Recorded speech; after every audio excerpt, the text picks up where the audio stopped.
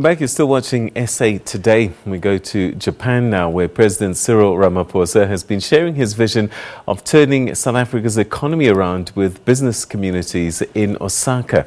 The president is leading a high-powered delegation that includes the Minister of Finance and the International Relations Department. He also put a strong case for international business to invest in the continent of Africa.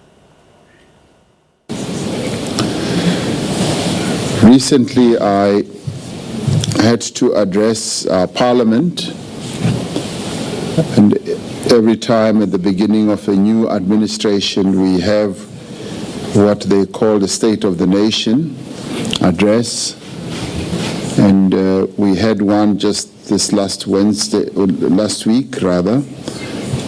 I reaffirmed that a central priority of our government is to encourage significant investment in our economy and also to encourage significant new investment in our South African economy. And this we seek to do because we are firm believers that if we want to address the challenges that our country faces, unemployment and low growth, we actually need to mobilize quite a lot of investments to come to our country.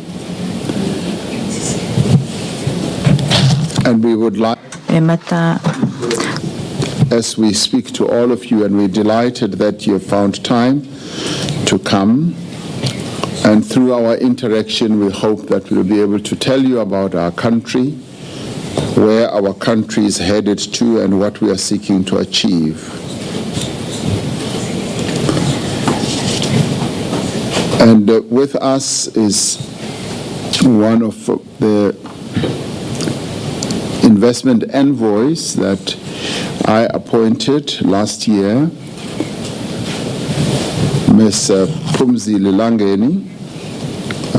I appointed her together with 3 others, and the 4 of them have been going through the length and the breadth of the world, mobilizing both domestic and foreign investors, and telling people about the opportunities that exist in our country and trying to get them to come and invest.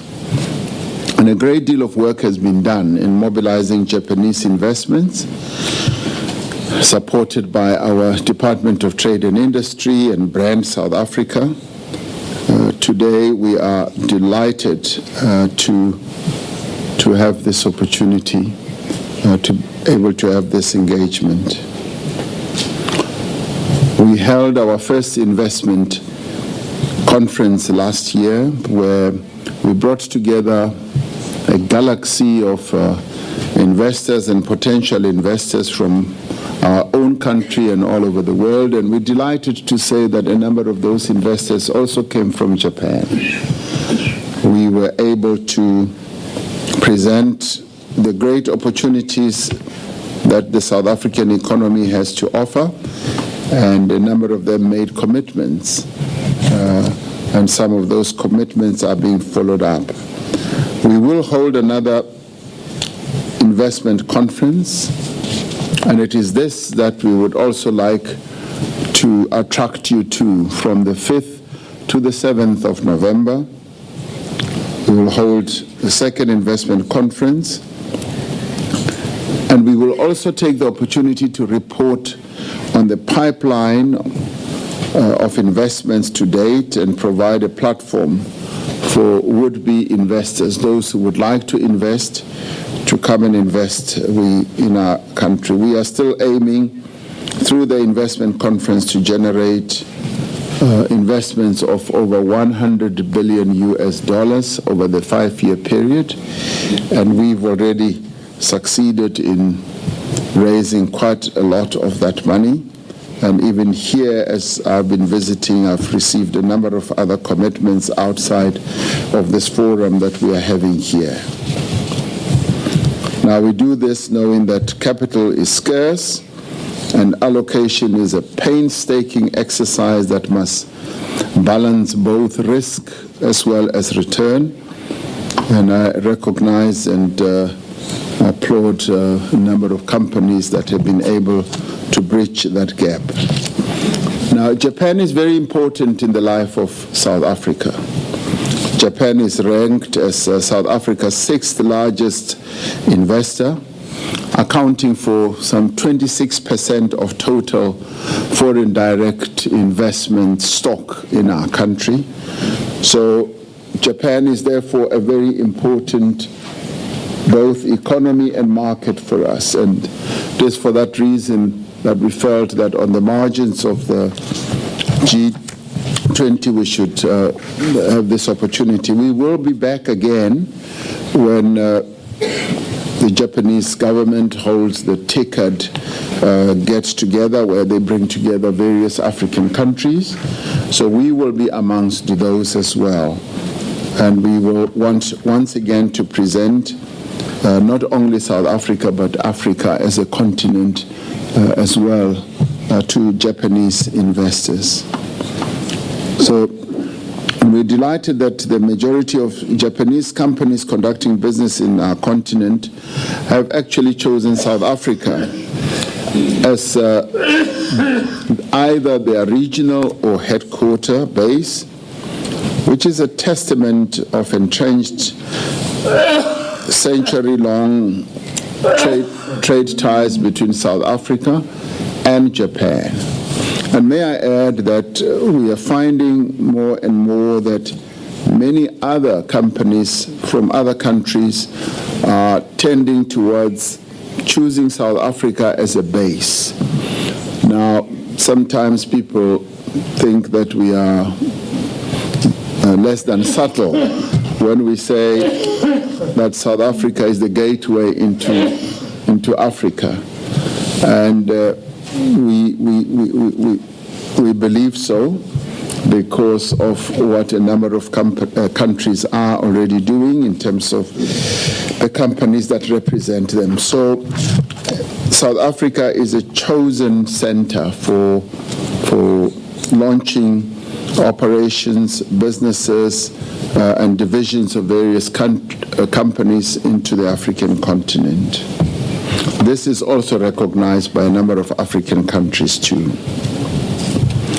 Now, in regards to our own country, recent direct investment projects from Japan have been increasing by the number, and we are delighted with that. Where recently I had the opportunity to go and open a Nissan plant upgrade valued at 3 billion South African rands. We were delighted that Nissan had chosen to upgrade their own plant and produce a particular model of a vehicle for both the South African market and the African market. And there are quite a number of other companies. The Komatsu has also put in quite a lot of investments, as well as the Bilson truck facility. I do trust that the strides we have made in the conclusion of the automotive production and development program will further drive investment in the automotive sector and further boost our localization efforts. Now, this attraction of new investments in South Africa is largely happening because of the prevailing conditions that we are creating in South Africa. We've entered a new dawn, a new era with our economy, where we are reforming the economy of our country and making South Africa more and more attractive. This we are doing, having listened to a number of leaders of business who identified to us the number of areas which they believed we needed to address. And they range from things such as visa regime, opening up South Africa for companies to be able to bring in their officials. They've also had to deal with things like ease of doing business, where we remove the bureaucratic clutter that exists, and all those issues are being addressed. And it is for this reason that we say we've entered a new dawn. And what we have seen is that business confidence and investor sentiment is improving on an ongoing basis as government is responding to create a dynamic and enabling business environment and a better South Africa for both investors as well as our people as a whole. We are initiating a number of measures to set the economy on a new path of growth, of creating more and more employment, and also transforming an economy which is very much in need of transformation and change. And in this regard, we've also been taking steps to restore credibility as well as to improve governance in our various institutions, be they government institutions, state-owned enterprises, and various other institutions that support democracy in our country. We are working very hard to restore confidence, but also their own integrity. By investing in South Africa, we would say that one is guaranteed access also to the broader market and to become an integral part of the African growth story. Now, as many of you would know, Africa, comprising of the 54 countries, is a huge market that continues to grow. We are now a market of almost 1 billion, just on 1 billion people, but also a market with a GDP of well over $1 trillion. Now, the leaders of the African continent got together and decided that we should have a free trade area on the continent. Free trade area was agreed to last year, and this was a history-making development because for the first time, African leaders felt that it was important to create a single continental market for the movement of goods and services and to enable business persons and investments to move from country to country on the African continent and pave the way for accelerating the establishment of an African customs union. It will also expand intra-Africa trade through better harmonization and coordination of trade instruments across our various regional economic communities and across Africa as a whole. This treaty is also expected to enhance competitiveness at the industry and enterprise level by providing opportunities for production at scale, continental market access, as well as better reallocation of resources. Now, just merely having such a market obviously puts South Africa in a much advantaged position because being the most industrialized economy on the continent means that we've got a bit of a head start above and ahead of other countries on the continent. We will be able to have products produced, and we've already seen it with some of companies in our country. For instance, I was talking earlier about Nissan. They're producing a model of a vehicle in South Africa, but aiming for the African market. And so therefore, this is going to be a huge launching pad for them.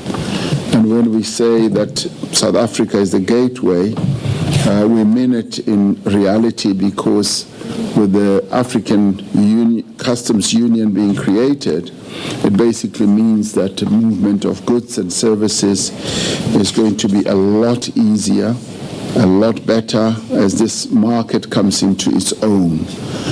So there are great opportunities for investors to invest in productive capacity in South Africa because the African market is just waiting to be taken.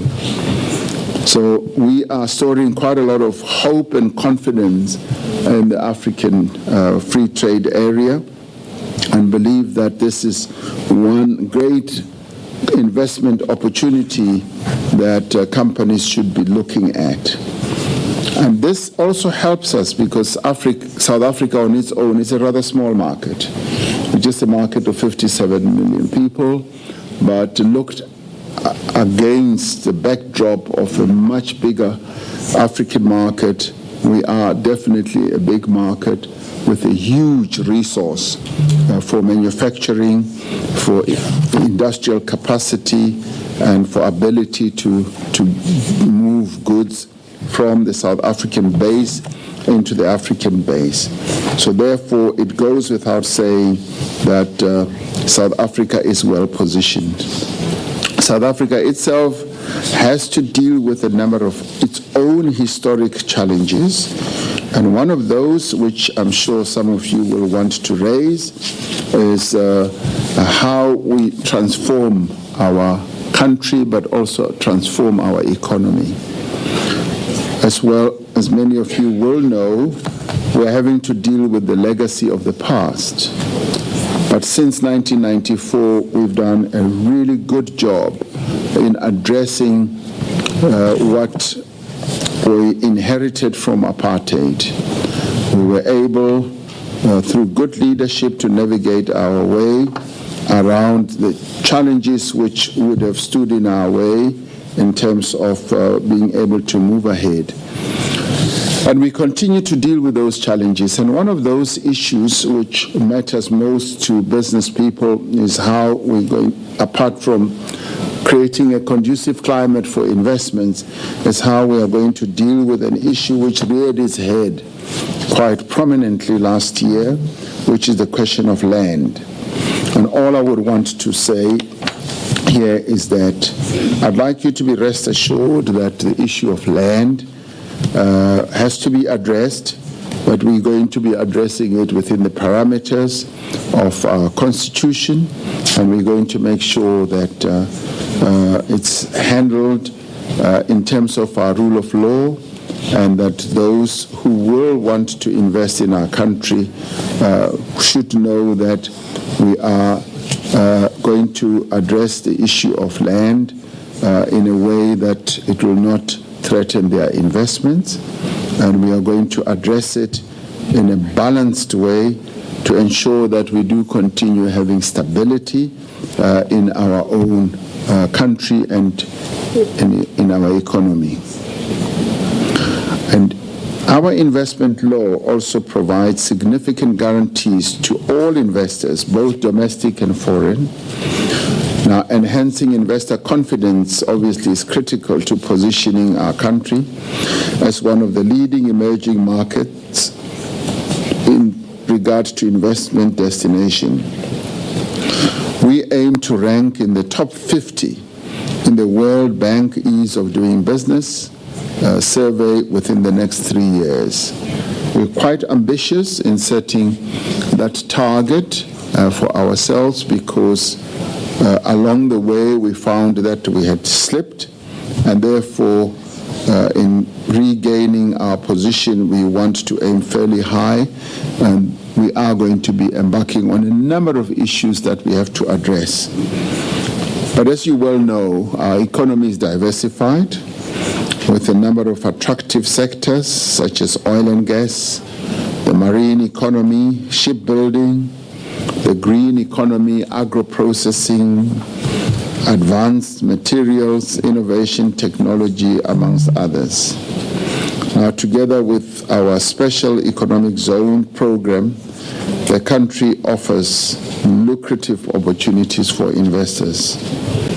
Our sectors are of established have competitive advantage, and those sectors are mining, manufacturing, and financial services as well.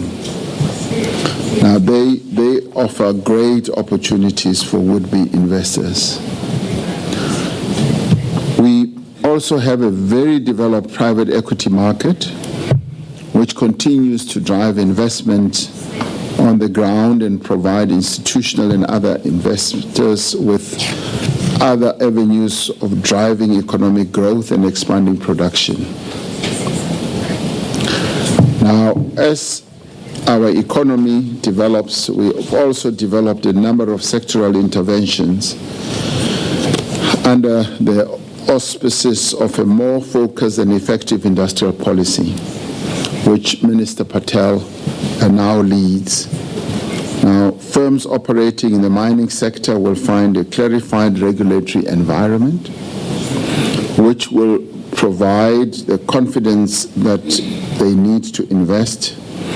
And we are in the process of drafting new legislation with regard to the oil and gas industry, which will help to unlock opportunities. And we've instituted a number of reforms to unlock the potential of the ICT or new technologies area, and we will be issuing new allocations for mobile spectrum as well shortly. And we are undertaking efforts to simplify, as I was saying earlier, our visa regime. And one of the areas that we're targeting is the tourism. And through that, we want to encourage many people to come visit our country. And in this regard, I would like to see many Japanese tourists coming to South Africa to come and see the wonders of South Africa. And there are a number of ongoing initiatives to ensure government is a supportive development and economic partner. Now, some of the things that we're focusing attention on are the reforms, and we're committed to ensuring that we have a clean, transparent, and effective government which is able to work as quickly and as responsively as our business partners demand. And we've instituted efforts to review and reform crucial economic institutions, such as our tax collection service and our energy generating utility as well. And we are in the process of addressing some of the challenges that our electricity utility has been subjected to. In the recent past, there were a number of challenges that we faced that made us go adrift, but we have found our way and we are addressing all those challenges.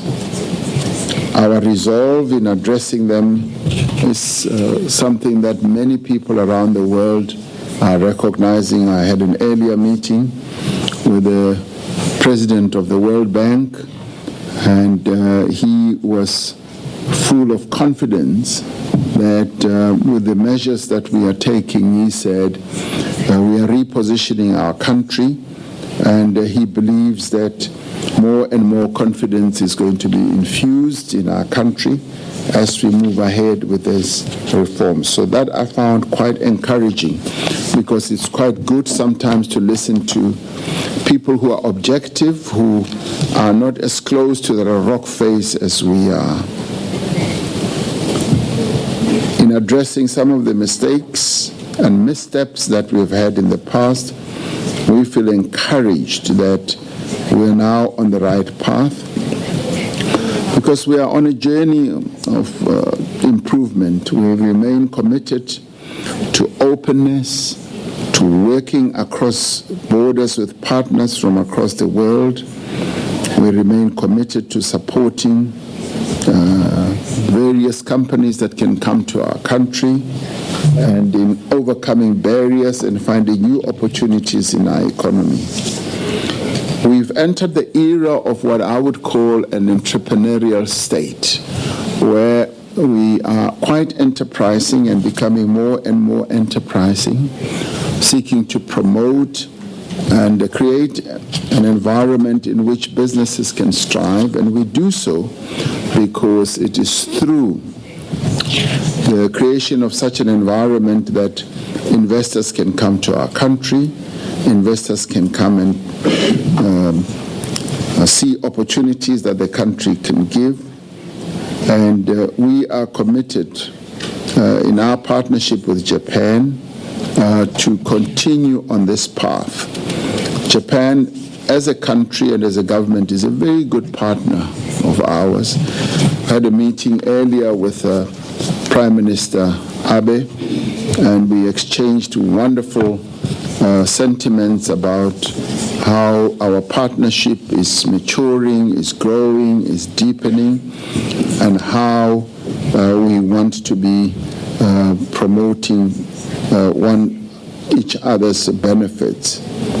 And he was very, very pleased with the way that a number of Japanese companies are participating in the South African market. So our economy is turning the tide and is poised to reclaim its place as a leading emerging market. South Africa is very pleased and benefiting a lot from this association we have with the government of Japan, where we assist one another. They assist us with training and a number of interactions that we have with them, and including the various organizations like JETRO and the others. So we are open for business, and we welcome foreign direct investment. And Japanese companies don't need to look anywhere else for a place to come and invest. They just need to talk to some of the companies that have been investing in South Africa for a long time, and they will find that those companies have had really happy investments where they have made quite a bit of money and profits in South Africa, and would like to invite those who have not tasted the South African profits to come. This is the time to now come to South Africa and taste the wonderful profits that you can make in our economy. And following our discussion today, I will be looking forward to seeing you all again in South Africa at our investment conference. And I enthusiastically invite you to come to that conference. It is emerging as the investment conference to go to on the African continent. We do so with a great deal of humility, because having just started last year, we believe that a number of investors are now beginning to recognize that conference as an iconic conference, and I'd like to invite you, and I look forward to seeing you there. And with those words, thank you very much for being here. We're really delighted that we can have this opportunity to talk to you all. Thank you very much.